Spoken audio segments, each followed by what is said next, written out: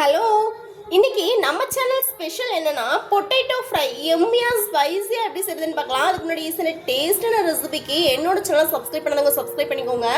என்னோட channel first time பார்க்குறீங்க அப்படின்னா என்னோட சேனலை ஃபுல்லாகவே விசிட் பண்ணி பார்த்துட்டு என்னோட சேனலுக்கு உங்களுடைய ஆதரவையும் சப்போர்ட்டையும் கொடுங்க.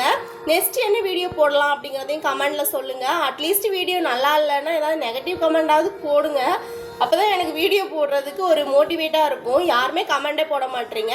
சரி, வாங்க வீடியோக்குள்ளே போகலாம். எந்த ஸ்க்ரீனில் ரெசிபிஸ் ஆட் பண்ணுறேன், போய் விசிட் பண்ணி பாருங்கள். ஓகே, வாங்க வீடியோக்குள்ளே போகலாம்.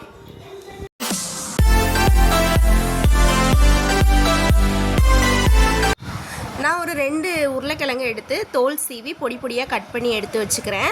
இந்த 2 உருளைக்கிழங்கு வந்துட்டு 2 பேர் தாராளமாக சாப்பிட்லாம். ஒருவேளை உங்கள் வீட்டில் எத்தனை மெம்பர்ஸ் இருக்காங்க, அவங்க நான் எவ்வளோ சாப்பிட்றாங்கன்னு உங்களுக்கு ஒரு ஐடியா இருக்கும் இல்லையா, அதுக்கேற்ற மாதிரி நீங்கள் உருளைக்கிழங்கு எடுத்து பொடி பொடியாக கட் பண்ணிக்கலாம். 2 உருளைக்கிழங்கு தாராளமாக 2 பேர் சாப்பிட்லாம். அதனால் நான் 2 உருளைக்கிழங்கு எடுத்திருக்கேன். பொடி பொடியாக கட் பண்ணி எடுத்து வச்சுக்கிறேன். ஃபுல்லாகவே கட் பண்ணிவிட்டு நல்லா வாஷ் பண்ணிவிட்டு சேர்க்கணும். அது ஒரு மாதிரி மாவு மாவாக இருக்கும் இல்லையா, இது நம்ம ஆல்ரெடி தண்ணியில் போட்டு வேக வச்சு தான் நம்ம பண்ண போகிறோம். ஆனாலுமே வாஷ் பண்ணிவிட்டு தான் நம்ம சேர்க்கணும். இல்லைன்னா ஒரு மாதிரி வழுவழுன்னு இருக்கும்.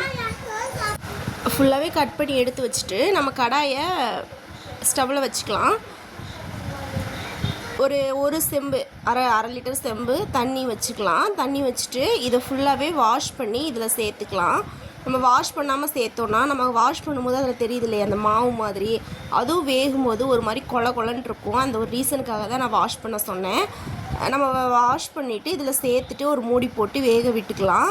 ஒரு 1/4 மணி நேரம் ஹை ஃப்ளேமில் வச்சு ஃபுல்லாகவே வேக விட்டால் இந்த ஒரு பதத்துக்கு வந்துடும். இது எப்படி இருக்கணும் அப்படின்னா, வேகாமலும் இருக்கக்கூடாது, நல்ல மசியவும் கூடாது, இந்த மாதிரி இருக்கணும். லைட்டாக இது பண்ணால் உடையிற மாதிரி இருக்கணும். மசிகிற மாதிரி இருக்கக்கூடாது, உடையிற மாதிரி இருக்கணும். அதுதான் பதம். இந்த ஸ்டேஜில் நம்ம ஒரு பவுலில் மாற்றிக்கலாம். ஃபுல்லாகவே தண்ணி எல்லாமே வடித்து விட்டுட்டு ஃபுல்லாகவே மாற்றி வச்சுட்டு அதே கடாயில் நம்ம தாளிப்பையுமே கொடுத்துக்கலாம். தண்ணியை மட்டும் ஊற்றிட்டு அதே கடாயை ஸ்டவ்வில் வச்சுக்கலாம். கடாய் சூடானதுக்கப்புறமா ஆயில் சேர்த்துக்கலாம். ஆயில் சூடானதுக்கப்புறமா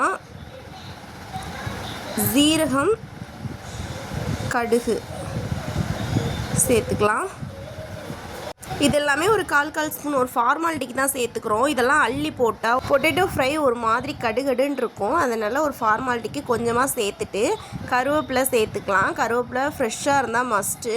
இங்கே மேக்ஸிமம் கருவேப்பிலை ஃப்ரெஷ்ஷாக கிடைக்கவே மாட்டேங்குது. கிடைச்சாலுமே அது அபூர்வமாக தான் இருக்குது. அதை நான் அப்படி பத்திரப்படுத்தி வச்சுட்டு அது ஃப்ரிட்ஜில் வச்சாலுமே ஒரு சில இது காஞ்சிருது. அதனால் நான் டைரெக்டாக காயவே வச்சிடுறது. அந்த வாங்கிட்டு வர்ற அன்னைக்கு மட்டும் ஃப்ரெஷ்ஷாக நான் யூஸ் பண்ணிக்கிறது. உருளைக்கிழங்குக்கு தேவையான சால்ட்டு சேர்த்துக்கலாம். சால்ட்டு இந்த ஃப்ரைக்கெல்லாமே வந்துட்டு ரொம்ப கம்மியாக தான் எடுத்துக்கும். அதனால் லிமிட்டாகவே சேர்த்துக்கோங்க. 10 பத்தாததுக்கு லாஸ்ட்டாக சேர்த்துக்கலாம்.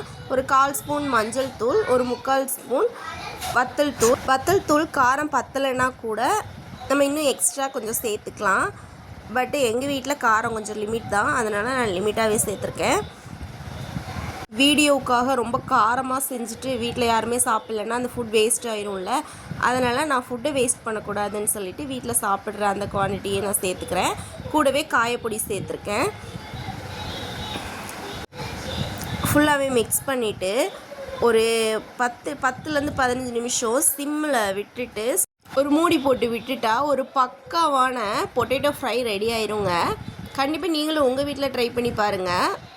என்னோடய சேனலை ஃபஸ்ட் டைம் பார்க்குறீங்கன்னா நான் எண்டு ஸ்க்ரீனில் ரெசிபிஸ் ஆட் பண்ணுறேன். என்னோடய சேனல்லே வருது. நம்ம சேனலை போய் ஃபுல்லாகவே விசிட் பண்ணி பாருங்கள். விசிட் பண்ணி பார்த்துட்டு உங்களுக்கு பிடிச்சிருந்துச்சு, என்னோடய வீடியோஸ் பிடிச்சிருந்துச்சு, நான் பேசுகிறது பிடிச்சிருந்துச்சு, என்னோடய ஆக்டிவிட்டீஸ் பிடிச்சிருந்துச்சுன்னா என்னோடய சேனலை சப்ஸ்கிரைப் பண்ணி எனக்கு தொடர்ந்து உங்களுடைய ஆதரவை கொடுங்க.